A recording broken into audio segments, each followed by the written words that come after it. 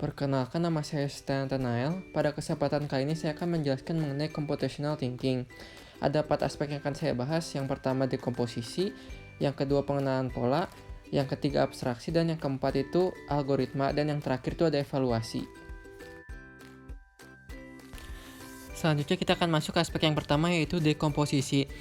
Bahan kajian akan saya bagi menjadi 10 bahan, yaitu nasi, garam, kecap manis, merica, telur, wortel, bawang putih, caisim, sosis, dan yang terakhir nugget. Aspek yang kedua adalah pengenalan pola. Pengenalan pola ini berfungsi untuk mengidentifikasi pembeda spesifik. Oleh karena itu, saya akan membuat kelompok sesuai dengan tipenya.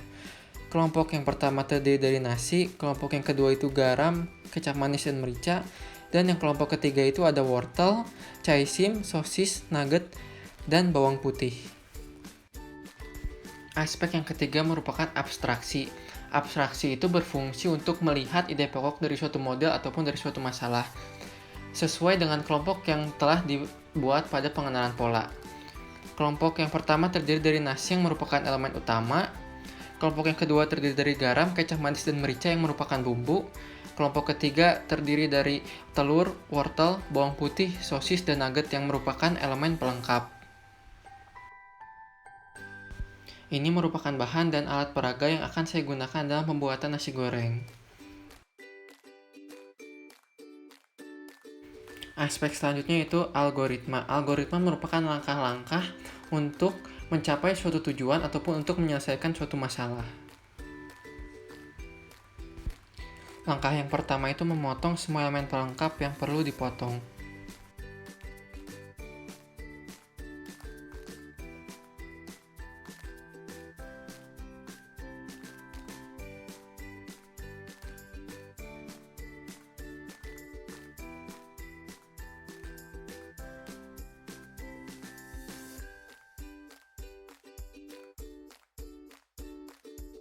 Setelah itu mempecahkan telur lalu masukkan ke wadah yang disediakan. Masukkan semua elemen pelengkap tadi pada satu wadah, lalu oseng-oseng hingga matang.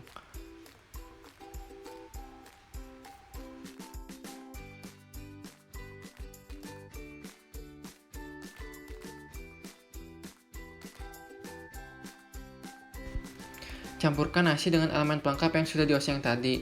Lalu oseng nasi dengan elemen pelengkap agar nasi dan elemen pelengkap bisa tercampur dengan merata.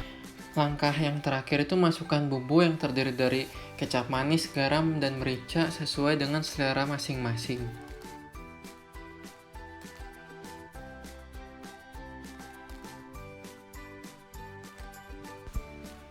Aspek yang terakhir yaitu evaluasi. Setelah kita melakukan langkah-langkah tersebut, kita tentunya akan menghasilkan nasi goreng sesuai dengan yang kita inginkan.